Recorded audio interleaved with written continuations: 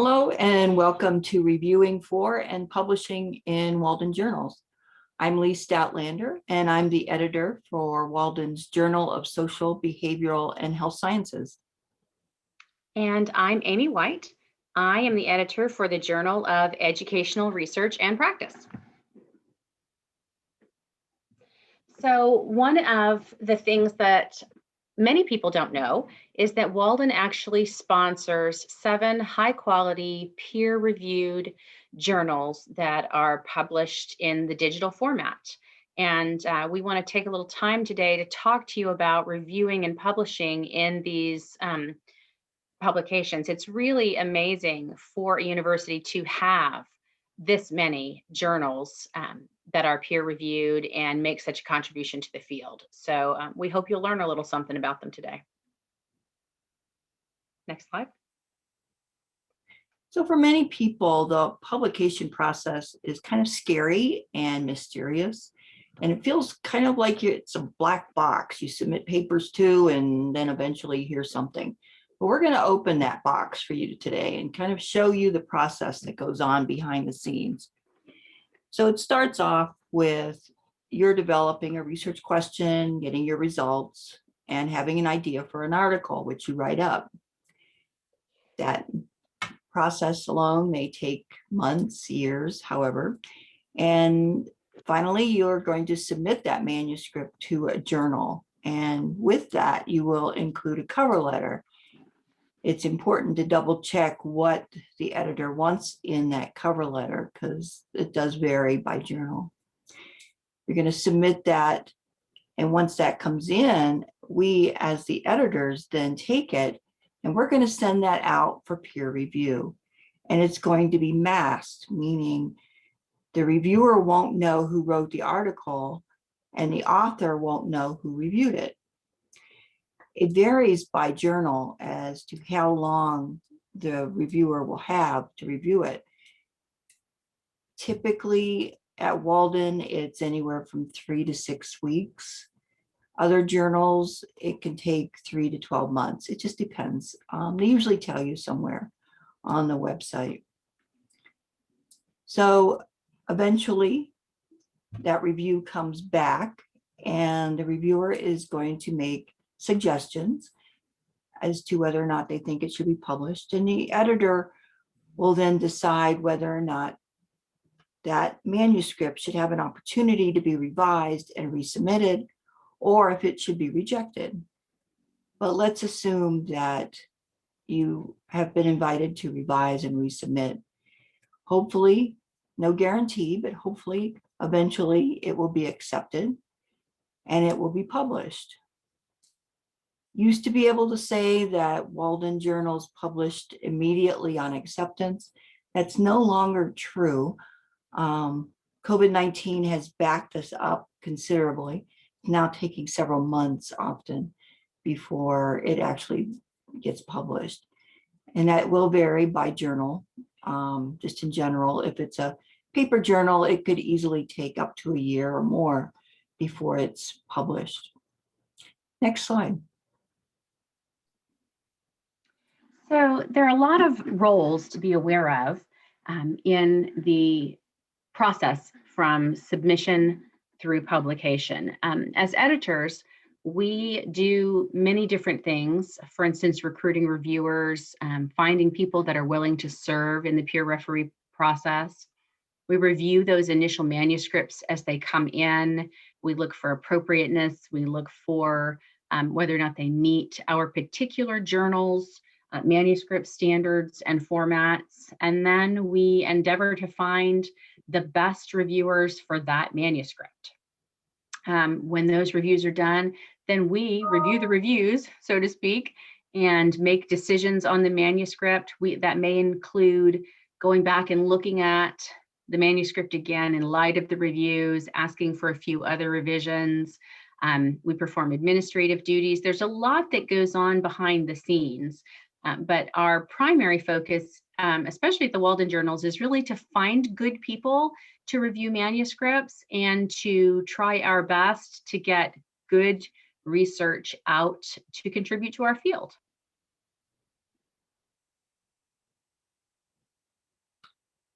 For the reviewer, their role is to decide whether to review the manuscript, which actually is important. If you don't think you want to review a manuscript, perfectly okay to say no, but please do it early in the process so that we can find other people.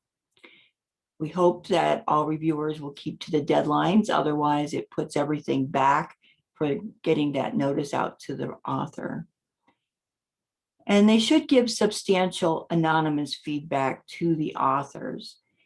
This is not a time to try to prove how clever you are or to give advice on as to how they should have done the study. What you're trying to do is help them to rewrite the paper into an acceptable format. So giving good advice and substantial advice that lets them fix it is what we're looking for. And they will give a recommendation of whether or not to publish. They're not going to be making that final decision, but they're going to recommend it. Next slide. All of Walden's journals currently use APA format. So it is very important that we try to get authors submitting in that format. We do have a copy edit process at the end, but we really want those to adhere as closely to whatever the journal's specifications, in this case, APA format, as possible. Authors, it's really important to submit an anonymous version. Many times the paper is removed of identifiers and then the name the file is saved under has an identifier. So that anonymous version is really important. You can only submit to one journal at a time. That's a very important part. If you decide wherever, a Walden journal or otherwise, is not the right venue and you want to submit somewhere else before the process is complete, it's important that you withdraw from one journal before submitting to another.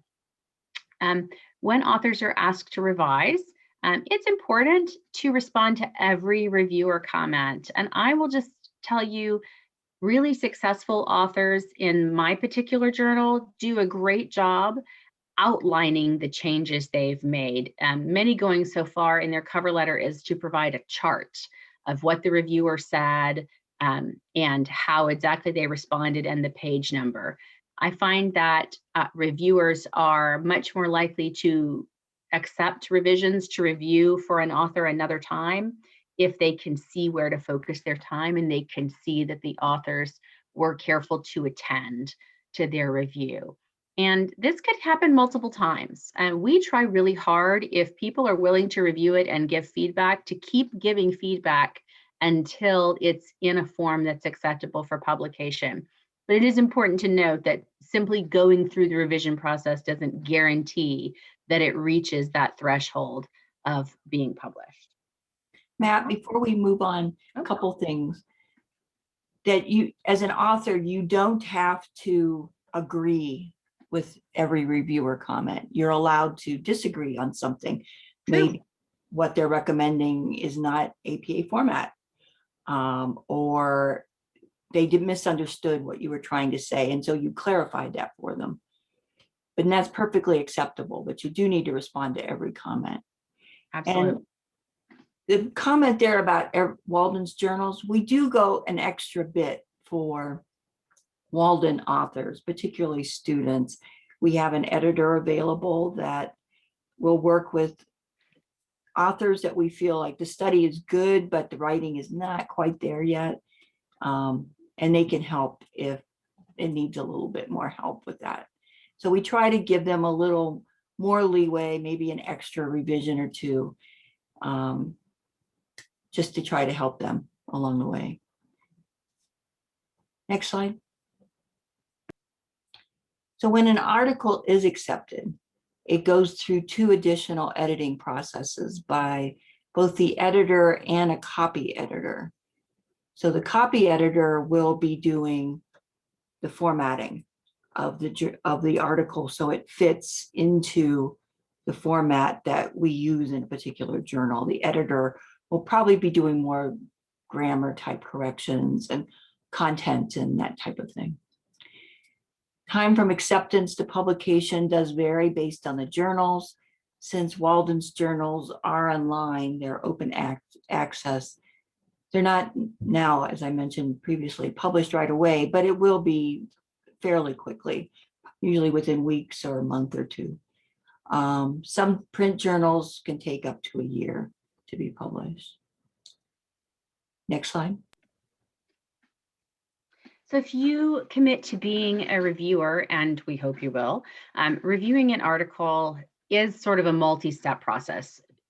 For most folks, we find it beneficial to read it through once, jot down a note, look at APA issues, just read for overall flow, overall what is the article saying, and then go back and maybe do a deeper dive. Many reviewers find it helpful, and I know authors will find it helpful if you use track changes or insert comments in the document. Of course, each reviewer has their own style as well. Some people like to make bulleted lists of page numbers and comments. Whatever works for you, but I think we find it really helpful for all parties when you use that track changes or comments. And then, skim it through one more time and make sure that they have and follow these procedures. There's also a handout that accompanies the presentation on how to review an article, but there's many different ways to get there, and we're going to talk a little bit about those things. Next slide. So let's take a look at background of the problem in the literature review. We suggest that you highlight or mark each of these areas in the paper, mostly because it's not uncommon for people to leave these out. And if you don't mark it, you may not realize they were missing. So make sure that you find that if they have a social problem, if they've mentioned a gap in the literature in some way, it may not use those words, but it's there. And that they also talk about theory that they're using in it, and that they've talked a little bit about that theory. Next slide. And one of the really important things to look for is the references. Are they from reputable journals? Are they up to date? Are they current? Obviously, when discussing theory or some of the more seminal works in any field, there are going to be some dated references. Those should be things that anyone in that field would recognize. But is this work supported with reputable, quality, current literature and references? Can you easily identify the research questions? What are the hypotheses and instruments, particularly if it's quantitative? Did they use survey measures? What kind of scores from these measures? All of those things that if an article is published and it's really going to be replicable, it's really going to be generalizable, or it's really going to make a difference to the field, all of those things that you'd want to know. And like Lee mentioned, try to mark or highlight those, because when you're reading, especially a lengthy paper, it's easy to lose track just in your head of whether or not you could identify those things. And then, if you're particularly familiar with that field, have you ever heard of those measures? Every now and again, I have to Google and look up the measure or the instrument or the tool that they use, just to make sure it's something that's sourced reputably, et cetera. Most reviews do not take that much in depth. Most are instruments you will have heard of, but those are questions to sort of mark and ask yourself as you're going along. Next slide. So turning to the method section, remember that the whole point of a method section is someone who reads it should be able to replicate the study based on the level of detail that they've given. So that's kind of a measure I always use as I read a method section. So you want to determine what research methods were used. Were they making any qualitative data quantified to answer the research question? And do they explain the process that they went through to do that? Make sure that they're using terms that are appropriate for that particular method that they've utilized. Next slide. And then just looking at who is this population? Who did they study? Is it clear?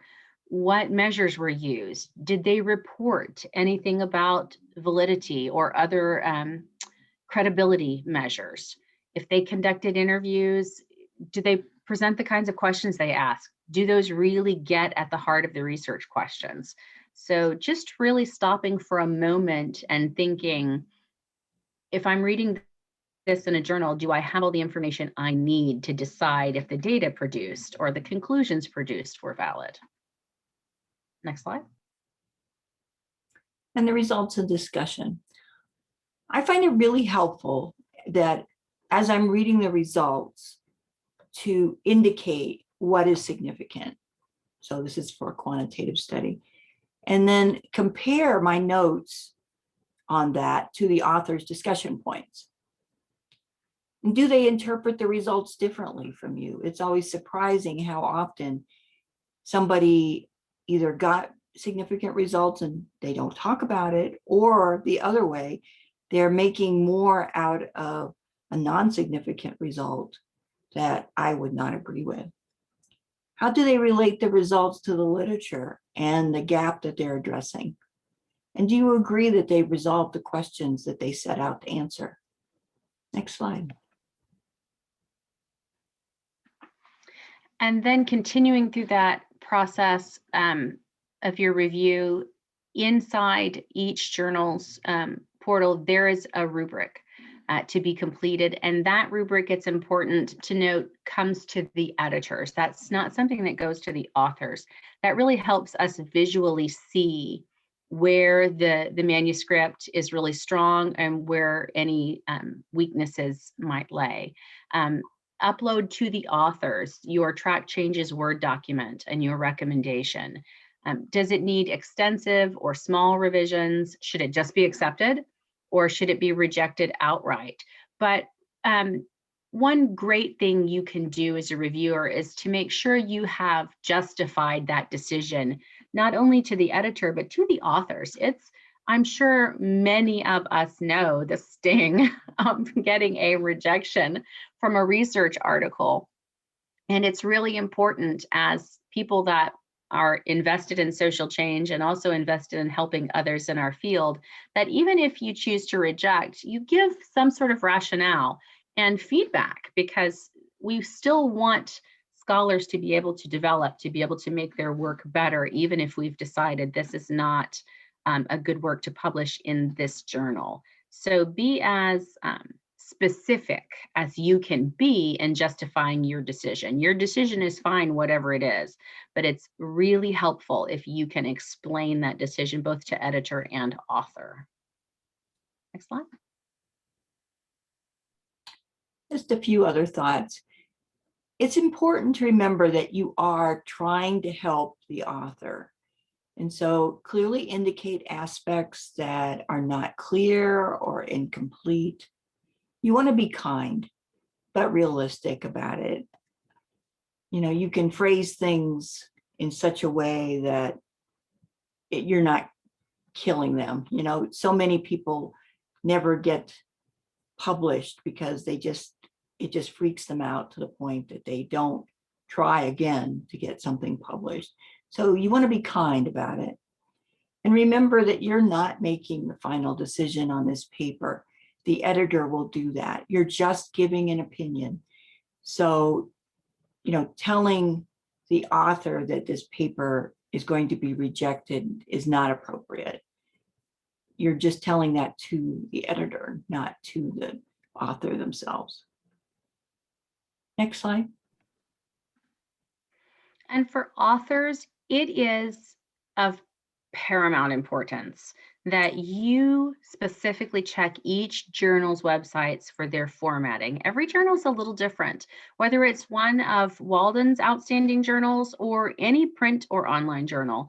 Each journal has unique features and unique qualities they want in their formatting. And it is so much easier to get your work reviewed if an editor can send that out for review the first time, knowing that you've carefully read and followed the directions. I sometimes do have to send things back and just say, this is not in the right format. It doesn't meet our standards. It looks like good work, but we can't review it for you right now. So be sure that each journal that you want to submit work to, that you have checked their unique characteristics. Next slide. And if you're mentoring former students, it is often shorter time to publication for students to have an experienced faculty member as a co-author. However, it's not required. I like to see that if a faculty member is going to be on a research article, they've actually done some of the writing. They shouldn't just assume that they're going to be on an article because they were the chair of a committee. And so that's something that you need to think about, I think, if you're going to be a co-author with a student. The dissertation has to be rewritten into an article style with the appropriate length and format. We have had dissertations submitted as the full dissertation, and people think they're going to be printed, and they are not. It takes a lot of work to rework a dissertation, to go from 100, 150 page dissertation to, a 20-page article. It takes a lot of rewriting. We do have a handout available, Rewriting Your Dissertation, and it takes you through step by step of how to go through that process and what to pick out as important to include in an article. Next slide. All right, we hope that the information has been helpful, whether you are a student and you are interested in publishing, if you're a faculty member and you want to submit to the journal, or you're willing to review. Becoming a reviewer simply means sending an email to the editor and finding out what their process is. We would love to have more reviewers. It lightens the load for everyone. We do try not to overwhelm folks. Committing to be a reviewer doesn't mean you're signing anything away. You can always look at an article and look at your calendar and say, nope, I just can't do it this time. But we hope you'll consider. Walden has great journals, and we love to have Walden folks help us review and submit to the journals.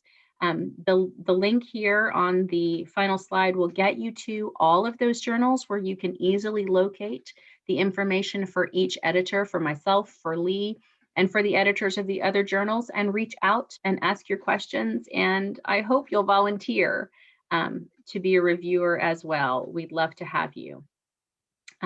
We thank you for coming today. Lee, was there anything you wanted to add? No, just thank you for your attention, and we really hope that you'll get involved in the journals.